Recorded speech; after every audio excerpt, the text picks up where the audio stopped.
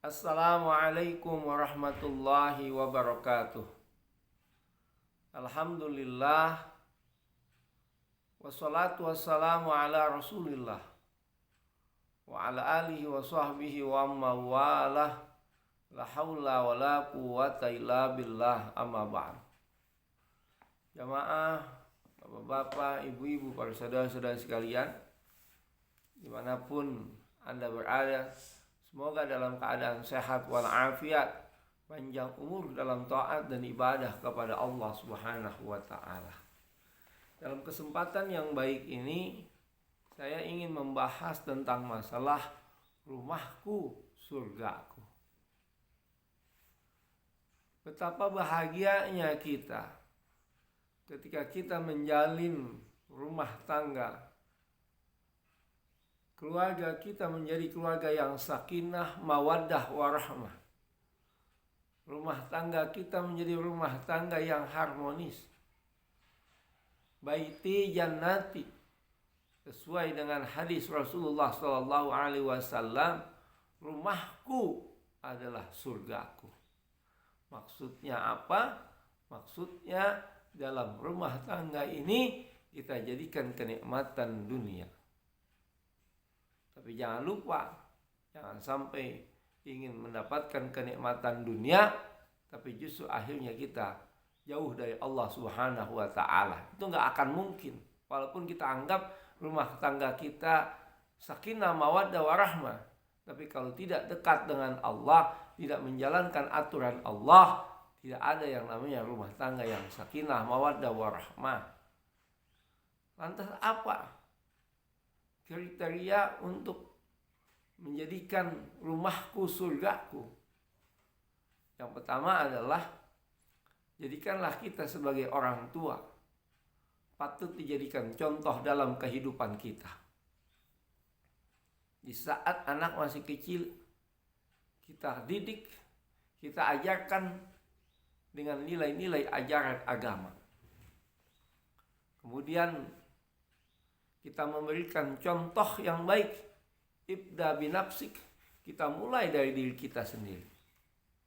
Bagaimana kita bangun tidur, bagaimana kita akan makan, bagaimana kita sholat ke masjid, sehingga anak melihat perilaku kita sebagai orang tua dan dia menganggap kita adalah orang tua yang patut dijadikan contoh dalam kehidupan kita. Karena banyak orang tua yang tidak bisa dijadikan contoh. Dia ingin anaknya menjadi anak yang soleh. Dia ingin menjadikan anaknya menjadi anak yang solehah. Namun dia tidak dapat memberikan contoh yang baik buat para putra dan putrinya. Dia ingin anaknya pintar baca Al-Quran, tapi dia tidak mau mengajarkan Al-Quran. Atau bahkan dia mengajarkan Al-Quran melalui orang lain, itu bagus. Dia panggil privat guru untuk datang ke rumahnya. Tapi dia tidak pernah memperlihatkan, memberikan contoh dia membaca Al-Quran di hadapan para putra dan putrinya. Dia memerintahkan untuk melaksanakan sholat jamaah di masjid, tapi dia tidak pernah sholat jamaah di masjid. Ini kan bertolak belakang dengan apa yang dia inginkan. Dia menyuruh A, tapi dia tidak kerjakan. Dia menyuruh sholat jamaah, tapi dia nggak sholat jamaah. Dia menyuruh untuk berbicara yang baik, tapi dia berbicara dengan kata-kata yang kasar. Jadi kalau misalnya kita menginginkan rumah tangga kita yang sakinah, mawaddah, warahmah, rumahku bagaikan surgaku, diawali dari kehidupan kita, berikan contoh yang terbaik buat putra dan putri kita. Itu yang pertama. Yang kedua, kita jadikan rumah tangga ini apa yang disabdakan oleh Rasulullah SAW, nawwiru buyutakum bis-shalah wa tilawatil Qur'an. Sinarilah rumahmu dengan membaca dengan salat, wa tilawatil Qur'an, dan membaca Al-Quran. Saudara sekalian, yang dimaksud dengan hadis di sini bukannya kita tidak sholat jamaah ke masjid. Tetap kita sholat jamaah di masjid dalam sholat-sholat yang wajib. Zuhur, asar, maghrib, isya, subuh. Tapi pemahaman nawiru buyutakum bis-shalah, sinarilah rumahmu dengan sholat. Wa tilawatil Qur'an, dan membaca Al-Qur'an. Maksud sholat di sini adalah sholat-sholat sunnah. Misalnya sholat tahajud, sholat duha, dan sholat-sholat yang lainnya. Tapi kalau kita sholat wajib sebagai seorang laki-laki, itu sunnah muakkad, sangat ditekankan untuk melaksanakan sholat di masjid, di musolah, dan lain sebagainya. Saudara sekalian, banyak orang yang rumahnya besar, rumahnya gedung bertingkat, ada kolam renangnya, ada buat main tenis lapangan, bahkan garasinya begitu luasnya sampai 10 mobil muat. Tapi sangat disayangkan, semua fasilitas ada, tapi dia tidak membuat musolah kecil di dalam rumahnya. Misalnya dia sholat tahajud, dia mengangkat tangannya meminta kepada Allah di tempat, di ruang tertentu yang memang digunakan benar-benar untuk menghadap Allah Subhanahu wa ta'ala, mempunyai ruang khusus. Itu lebih bagus daripada dia sholat di kamarnya, di ruang tamu, dan lain sebagainya. Padahal rumahnya besar. Berarti dia kurang memikirkan hubungannya kepada Allah Subhanahu wa ta'ala. Betapa mulianya ketika kita dapat memberikan contoh yang terbaik buat para putra dan putri kita, sehingga dia bisa melihat kebaikan-kebaikan yang kita tanamkan, dan insya Allah anak akan mengikuti perilaku daripada orang tuanya. Sekarang kita berbuat baik saja, memberikan contoh yang baik. Kadang-kadang ada pula anak yang tetap durhaka kepada orang tuanya, yang tetap tidak mengikuti jejak dan perilaku orang tuanya, kebaikan-kebaikannya. Apalagi kita tidak memberikan contoh yang terbaik dalam kehidupan kita. Jadi saudara sekalian, kembali kepada hal yang tadi, bahwa sering-seringlah kita membaca Al-Quran di rumah kita. Tadi sholat sudah, sholat sunnahnya, membaca ayat-ayat suci Al-Quran.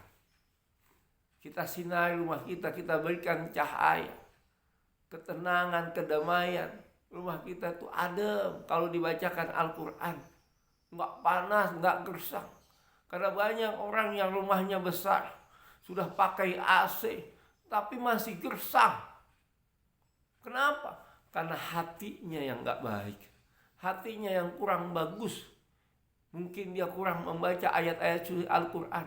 Bahkan Al-Qurannya ia taruh, ia pajang di lemarinya, gak pernah dibaca. Sehingga akhirnya begitu gersang rumahnya, padahal AC, kipas angin sudah dihidupkan.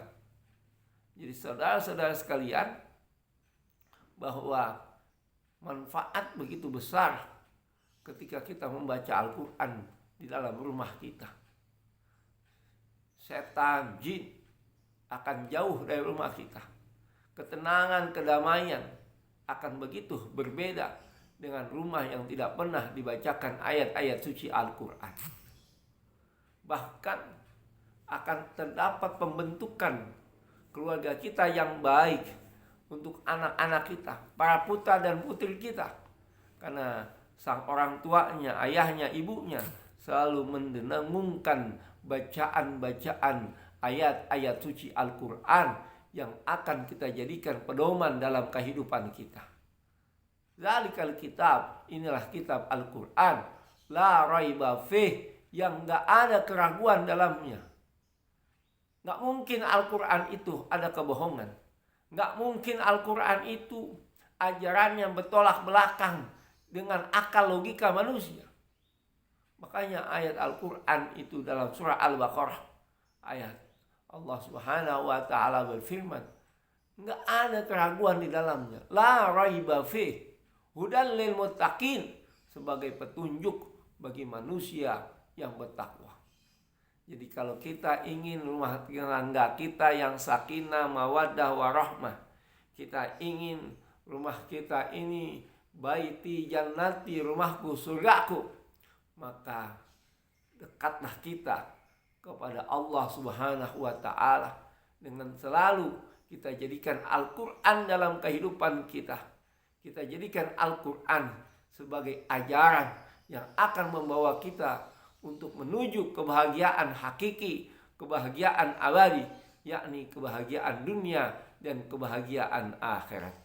Mudah-mudahan sekelumit apa yang saya sampaikan ini ada hikmah dan manfaatnya, khususnya untuk diri saya dan umumnya kepada jamaah sekalian. Mudah-mudahan Allah memberikan keberkahan dalam hidup kita untuk cinta kepada Al-Quran, membaca Al-Quran, sehingga Al-Quran akan menjadi syafaat kita nanti di yaumil qiyamah. Wabillahi taufiq wal hidayah wal afwu minkum. Wassalamualaikum warahmatullahi wabarakatuh.